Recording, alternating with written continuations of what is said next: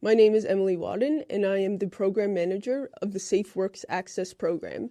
Today I want to share with you some basic information about naloxone, which is used to reverse the effects of an opioid overdose.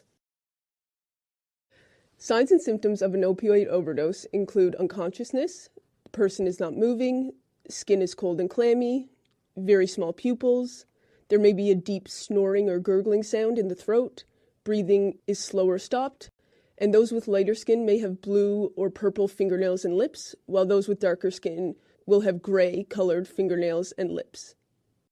If you're not sure if somebody's overdosing on opioids, or even if they try to take another drug, but they're matching these signs and symptoms, go ahead and administer the naloxone.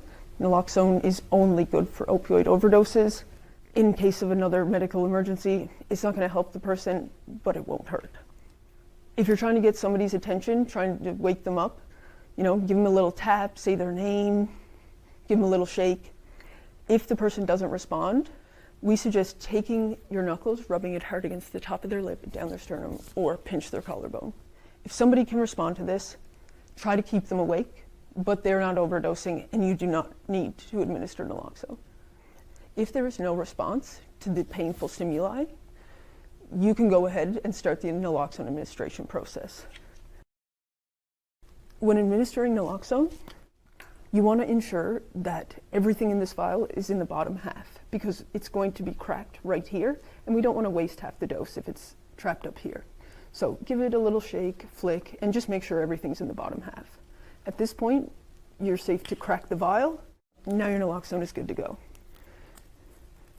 In the kits, the wrappers on the needles, they only open like cheese strings. You cannot rip them, can't cut them.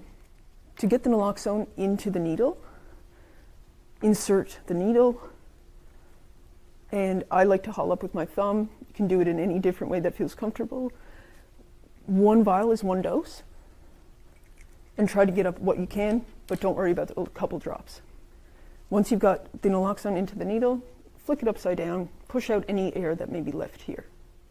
When administering naloxone, it can go into a couple places, upper arms or thighs, and it goes through clothing. Administering naloxone, put it in 90 degrees. Once you've administered one dose of naloxone, you can administer rescue breaths if that person is not breathing. Otherwise, you can wait 2 to 3 minutes and provide the next dose. Then it's essentially a repeated process. After that second dose, 2 to 3 minutes, you can administer another if you have more naloxone available. Once 911 arrives, they're going to take over. You can let them know how many doses you provided and if the person is conscious yet or not. Naloxone kits are available free of charge across Canada. To find out where to access a kit in your province, go to the Health Canada website using the link on the screen.